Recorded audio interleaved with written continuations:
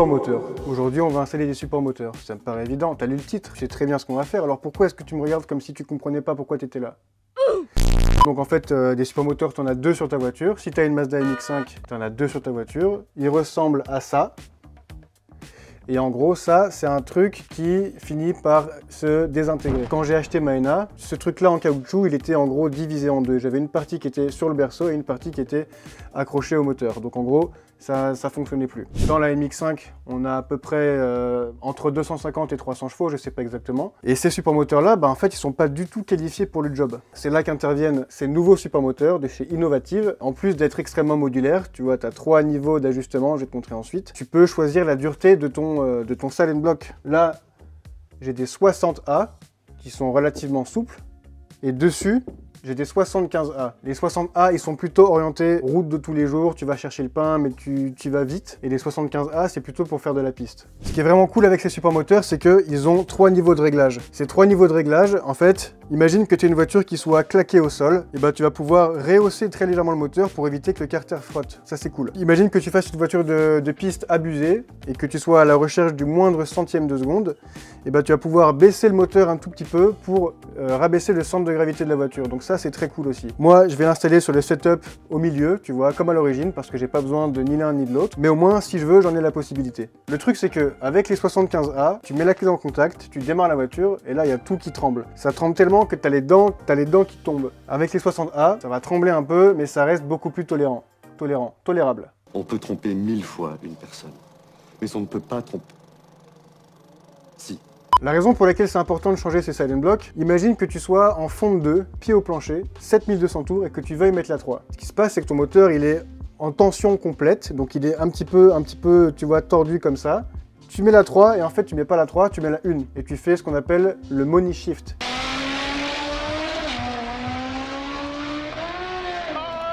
Parce que quand tu mets la 1 et que tu es à 7200 tours, tu envoies ton moteur à 14 000 tours et là, il y a tout qui explose et c'est délicat. Ça se passe pas bien en général. On va installer ces supports moteurs là. Ça va être chiant à faire parce que normalement je fais ça sans connecteur, sans rien, tu vois, le moteur à nu. Là, il faut que je passe par ça va être super relou en gros. Mais ça va le faire. Avant de changer ces supports moteurs, je vais te mettre une caméra dans la baie moteur et je vais faire un tour avec la voiture pour que tu puisses voir le mouvement du moteur. Tu vas voir à quel point ça bouge, notamment en pleine charge. Et du coup, ce sera intéressant de comparer le mouvement du moteur avant et après. Ça donnera une bonne indication de à quel point ces nouveaux supports moteurs fonctionnent.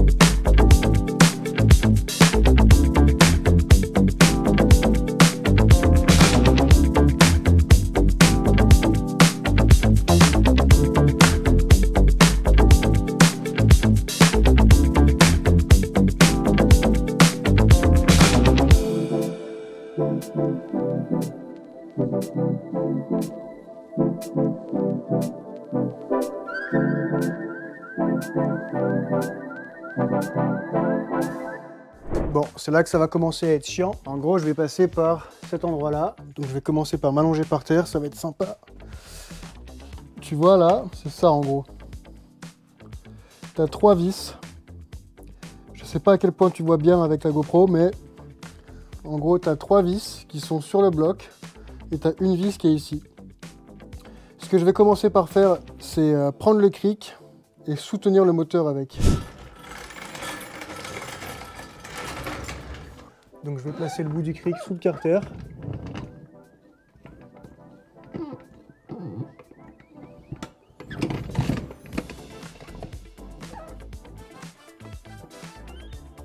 Voilà, je le mets juste en tension à peine, sinon je vais tout arracher, juste qu'il soutienne le moteur. Et maintenant je vais passer par le passage de roue, démonter les 3 vis qui sont connectées au bloc. Je sais pas si tu les vois ici avec la GoPro, mais en gros il y a 3 vis ici, et après il y a une vis sur le berceau. Là tu me vois pas, mais je suis au niveau du passage de roue. J'ai pris 2 extensions avec un cliquet, une douille de 14, et j'arrive pas à le desserrer. Je vais essayer de commencer par la vis qui, a priori, c'est la plus chiante. En tout cas pour moi, pour y accéder, c'est ce qu'il y a de plus chiant. Tu vois, je me sers pas souvent de ce genre de rotule là, mais c'est dans ce genre de cas de figure, c'est quand même hyper content de l'avoir.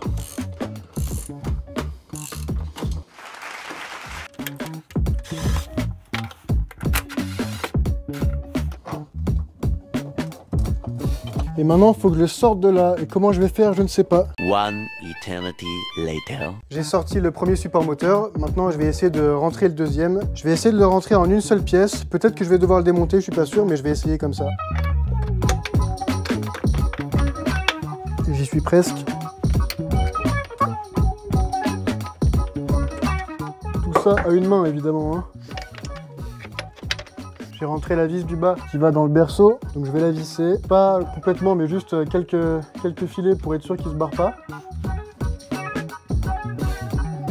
Je vais essayer de passer par là.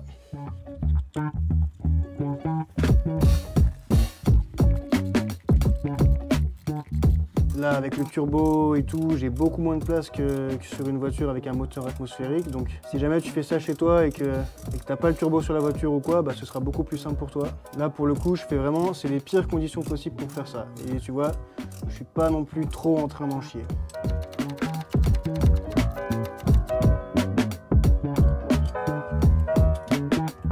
Et ben, on est bon. On a les 3 vis dedans, ce qui veut dire que maintenant, tout ce qui reste à faire, c'est juste de serrer.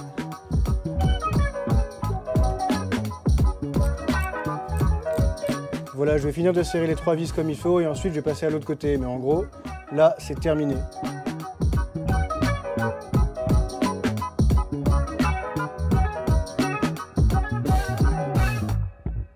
J'ai pas envie de te spoiler, mais j'ai quand même envie de te dire que l'opération support moteur a été un franc succès. Je vais maintenant démarrer la voiture et faire un tour avec. Je vais voir du coup à quel point est-ce que ça vibre avec ces nouveaux Salem Block rouges, les 60A. Ça devrait être un peu plus violent qu'à l'origine, mais pas trop non plus. Donc voilà, j'espère que ça va le faire. Et du coup, je vais te mettre une caméra sous le capot et je vais faire un tour. Comme ça, on va pouvoir comparer les deux clips, ceux avec les anciens support moteurs et ceux avec les nouveaux, et voir si effectivement ces nouveaux support moteurs, bah, ils font leur taf.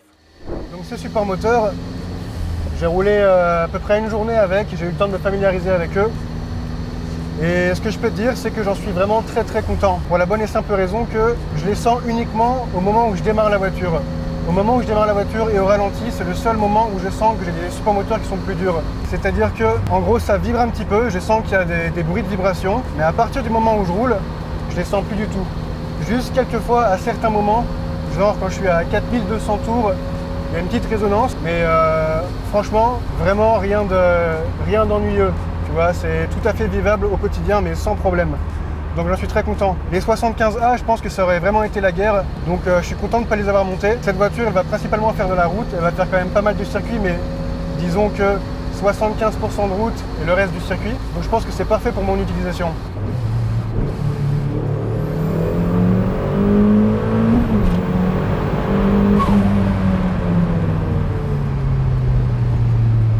Le flat shift, c'est quand même une dinguerie.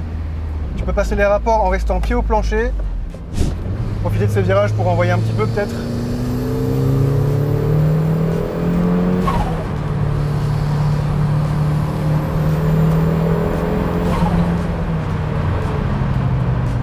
Quoi qu'il en soit, je te remercie d'avoir été avec moi pour cette vidéo. N'hésite pas à t'abonner à la chaîne, c'est super important parce que là on a des vraies vidéos qui vont arriver. Je suis déchaîné là. Donc abonne-toi, mets un like à cette vidéo aussi, ça me rendra un grand service. Tu peux me suivre sur Instagram, n'oublie pas. Et puis là je viens de recevoir un colis juteux. Je vais enchaîner avec une nouvelle vidéo et ça arrive très vite. Je t'embrasse, salut.